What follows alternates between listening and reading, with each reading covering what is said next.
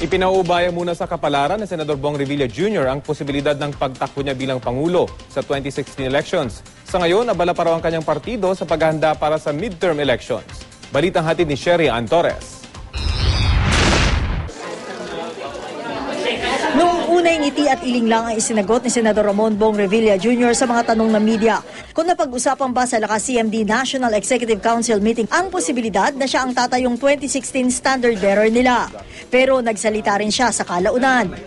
2013 muna isipin muna natin, 16 malayo pa yan eh. Let's do it. One at a time. One election at a time. Hindi man po ako nagmamadali.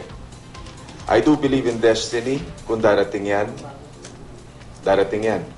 Si Revilla mismo ang nagpatawag ng pulong, kasabay ng pagluklok sa kanya ng partido bilang bago nilang chairman.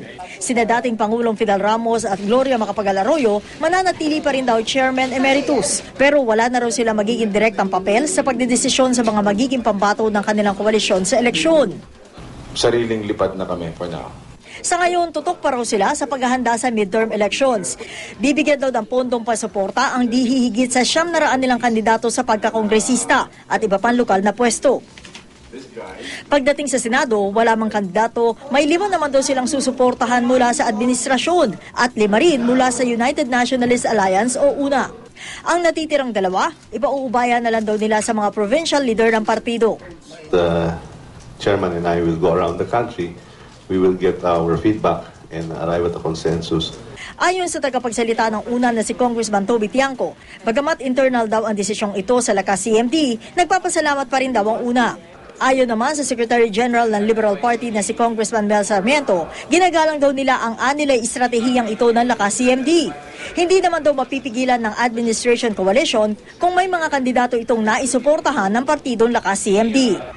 Sa kanyang pagdalo sa inaugurasyon ng isang paaralan sa Dipolog City, mismong ang presidente pa ang humingi ng suporta para sa mga pambato ng Administration Coalition.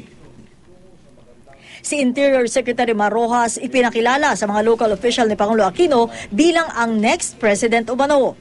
Matatanda ang kasunod ng pahayag noong nakaraang linggo ni Senador Franklin Drilon na si Rojas ang napupuso ang manok ng ruling party sa 2016.